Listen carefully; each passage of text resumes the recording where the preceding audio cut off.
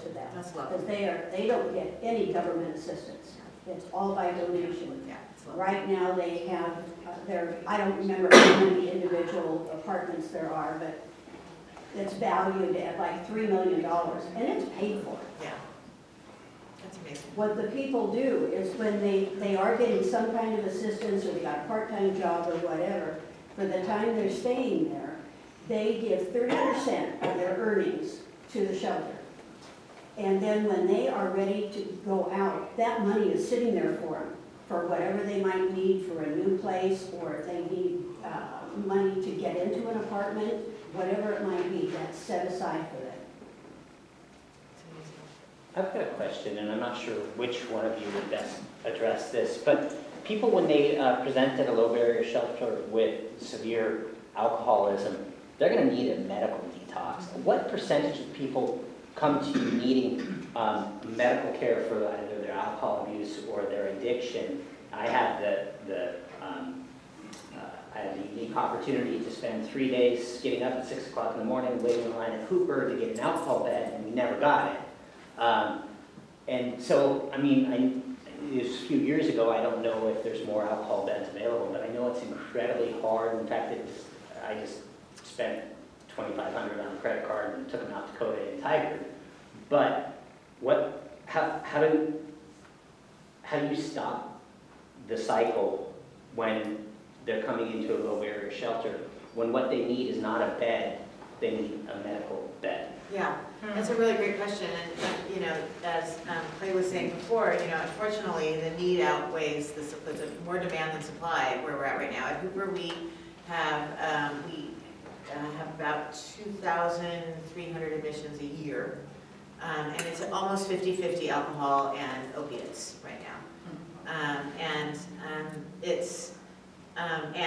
as Clay was saying, you know, in terms of getting into our housing, about 25% of them are able to get in programs like the mentor program or our housing with outpatient. We have another alcohol and drug. We have a lot of alcohol and drug-free housing where the same thing is your expectation is that they're not low barrier. Basically, your expectation is that you're living there alcohol and drug-free while you're receiving services in a transitional setting, and then moving on to more permanent settings after that. So 25% goes into our housing. I would say another maybe 15% are able to get into various different residential treatment programs all around, and we partner with wherever. NARA, Paul, Dakota is one of our main partners, and even outside into Washington or Clackamas County, you know, wherever we can get people into a spot.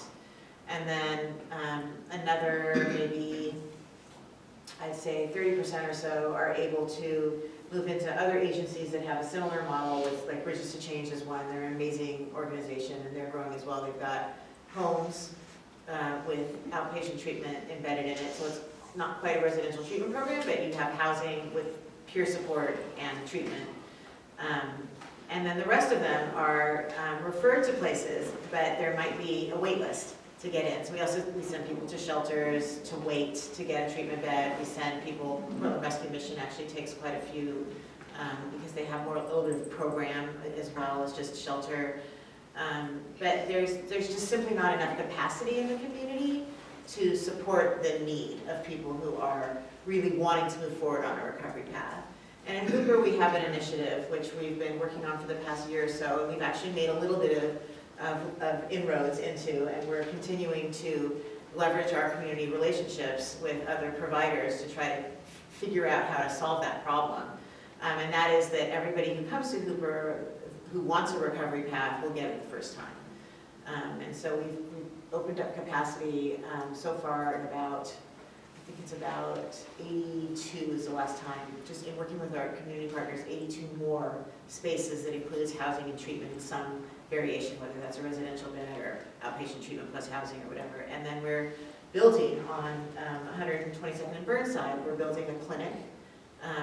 Any of you have heard of that, but we're building a huge clinic there that is going to offer substance use disorder, primary care, mental health services, as well as units of alcohol and drug-free housing on top.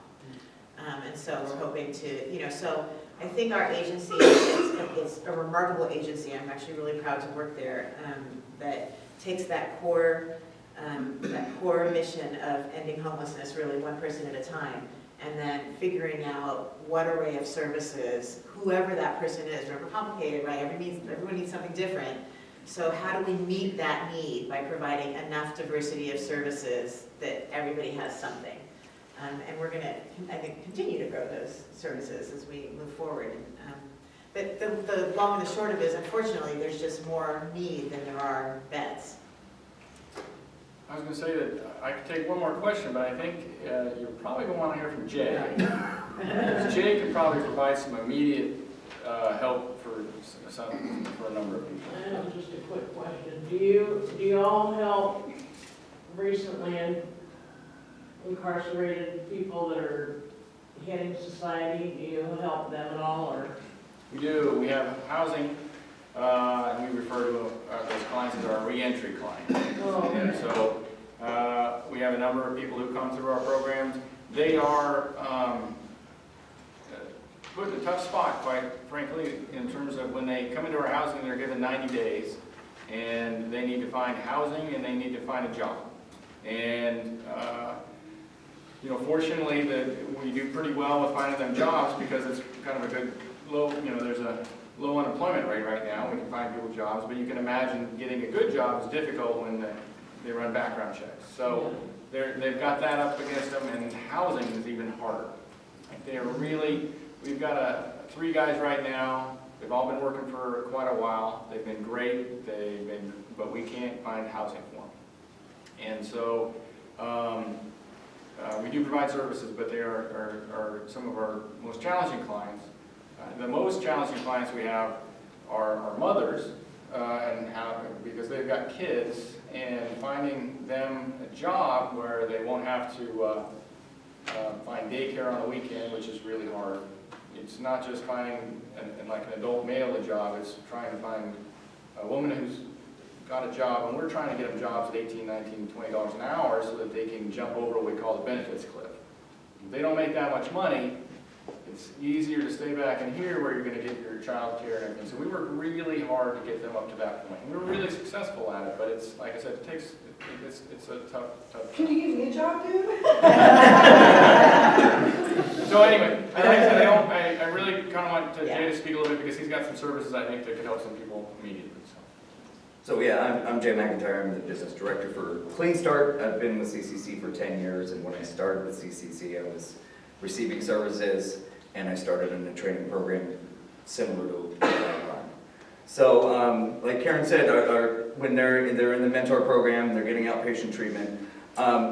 They also do a program that's called the Community Volunteer Corps program. So in this program, they do 80 hours of supervised volunteer work throughout the community at nonprofits, Portland Parks and Rec, graffiti abatement, and so forth. And this kind of, it fills the time where they have something positive to do instead of maybe having too much time on their hands and making some bad decisions. But it also teaches them, some soft skills on how to show up on time, how to take directions, how to work as a team. And it kind of preps them to get ready to go back to work. Sometimes they've obviously had huge gaps in employment, or maybe they've never had a job before. So once they participate in that program, then they're eligible to apply for the Clean Start program. So it's up to a 6-month program, but our goal is for them to move on to that next steps of employment before the 6 months. I mean, 90 days would be perfect, but we want to move everybody on. Like Clay said, they start to work with the employment specialist and they get all the help there. So we've been doing that training program for probably a little over a decade in downtown Portland in the Clean and Safe District. If you're not familiar with that, it is the only business improvement district in the city of Portland. It's 213 blocks of downtown Portland, and we provide enhanced cleaning services to the district. So we'll fast forward to 2015. We started a pilot project with the city of Portland, and the idea was that formerly homeless people would go out to homeless camps and make contact with them, ask them if they have any garbage, remove their garbage, maybe offer a little bit of hope and maybe some resources. Additionally, it was for the NERT officers to be able to call when they move somebody along and there's a big mess in front of someone's business. Before they didn't have anything they could do, they'd say, well, sorry, there's nothing we can do, so, you know, you're gonna have to do it. But now they can call our guys and we'll be there in, you know, 15, 20 minutes to clean it up. So initially, I think the police were a little skeptical. They didn't think it was gonna work, and then about 2 months after we started this pilot program, I remember being in a meeting, and one of the officers that said, this isn't gonna work, he said, this is one of the best tools they've ever given us. So, you know, within a couple months, we were proving that it worked. And then we kind of duplicated it out in Gresham, so we do the same thing out in Gresham.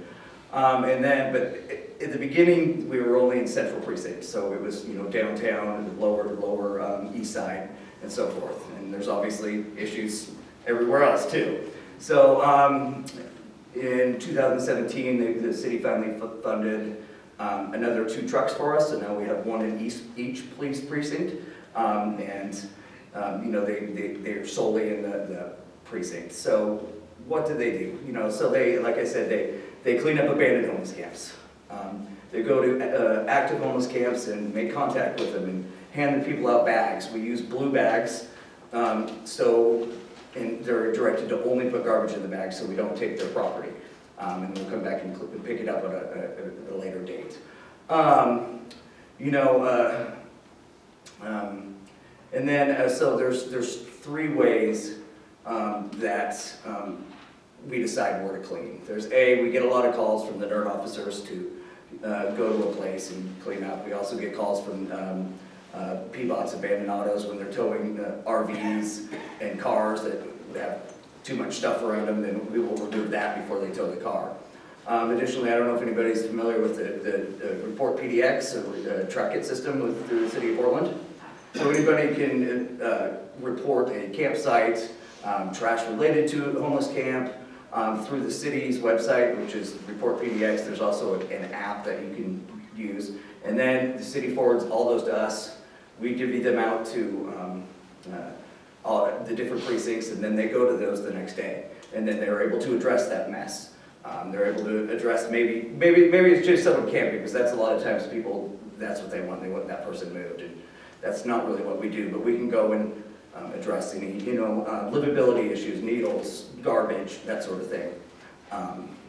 So what they can do is remove the garbage, remove any debris. We do find a lot of needles. We do remove a lot of needles, and biohazards too. So you know, if it's small, and if it's super large, then there's another contractor that our guys called to kind of clean it up.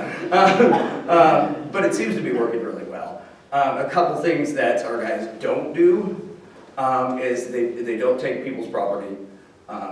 We don't tell people they have to move. And probably the biggest one that impacts this area is we're not allowed on any ODOT property. So anything along the multi-use path is kind of off limits, and it's extremely frustrating. And we would love to do it, but and I guess there's something that's supposed to be signed by the governor soon that will allow the city to take over cleaning all of ODOT property soon, so then it'll be, you know, citywide uniformly the same rules. Because right now ODOT, they post an eviction notice and you have 10 to 19 days to leave. And, yeah. So and it's totally different from the city of Portland. So Well, now we can throw their stuff. Now, do you contract with, like, so providers, so for your transitions projects, like, so with shelters, with debris too, you don't do any of that? Nope. The inner city stuff? no, we don't. We just remove garbage. Okay. Yeah. What about garbage that's around shelters, or any, like, Well, I mean, if it's- needles, or? Sure. Yeah. I mean, we will go anywhere in the city of Portland and Gresham to clean up any mess related to homeless issues. Needles are priority. Now, are you contracting, does the police have to, how do we get a hold of you? Let's say if there is. I have his number. Oh, okay. Number out. She has my cell phone. But yeah, so the report PDX is probably the quickest way, is to make a report through the city's website, and we get those and we're on them the next day. Oh, cool. Yeah. What do you do with the people's belongings that nobody's supposed to take or supposed to store? What do you do? We don't do that. So the city has another contractor that posts the camps and then removes the property and stores it. This segues into, I know that you are working now with parks on the spring water. Yes.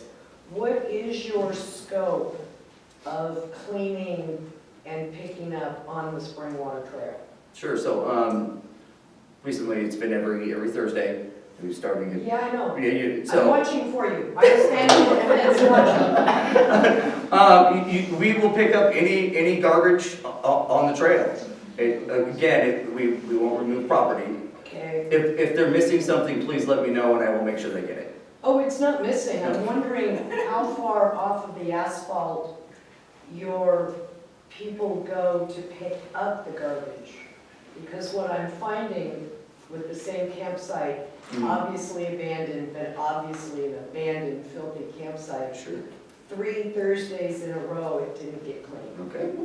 And it could be that it's hidden. I know there's a lot. No, it's probably a tiny bit hidden now because Okay. the grass and blackberries are growing rapidly. But when Ken and I started reporting it, it's in the middle of the path that was going down into the campsite. I've worked with many disabled people who would have been able to